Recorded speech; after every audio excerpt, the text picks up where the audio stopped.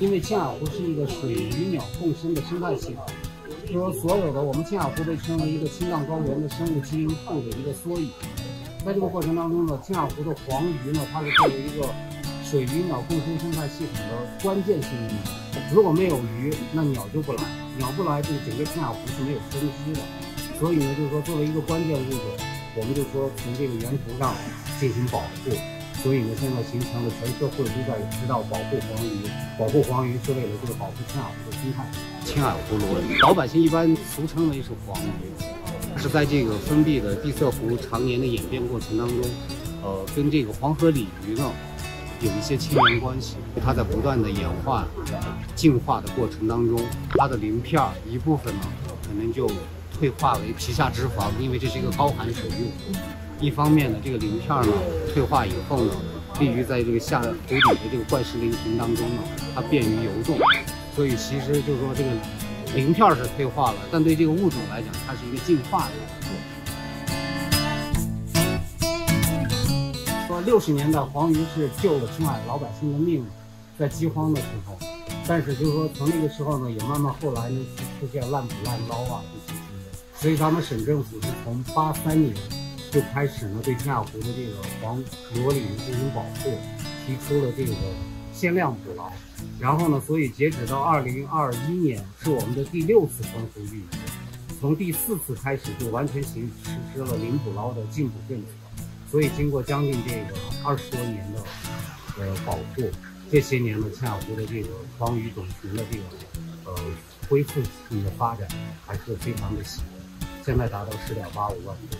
也许可能经过这个6年，经过这第6次封湖育鱼，那也许可能能达到我们预期的，可能会恢复到16万多。就说跟它原始储量的32万箱的相比的话，将近会接近到恢复到50%这样。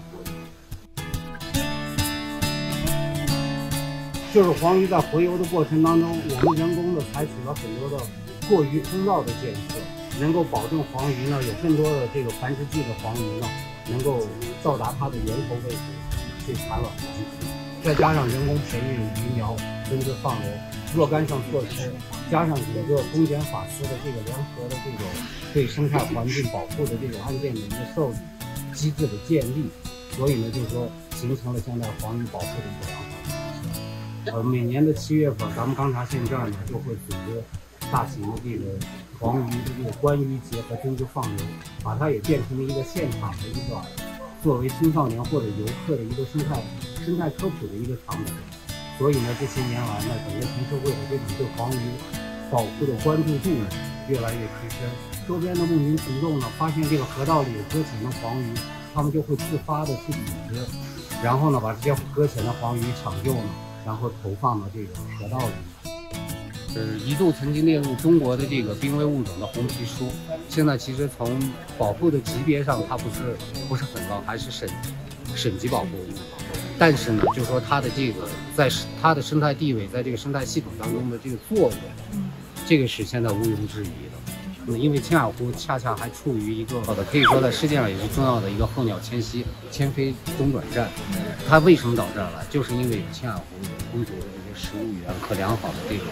湿地啊，这种栖息的环境。所以呢，就是说从现在来看，随着黄鱼的保护也好，随着青海湖整体的生态环境它持续向好。如果喜欢我的视频，不要忘记给我点赞、留言、分享、订阅哦。Give us a like for more videos on adorable animals. Do not forget to subscribe to our channel.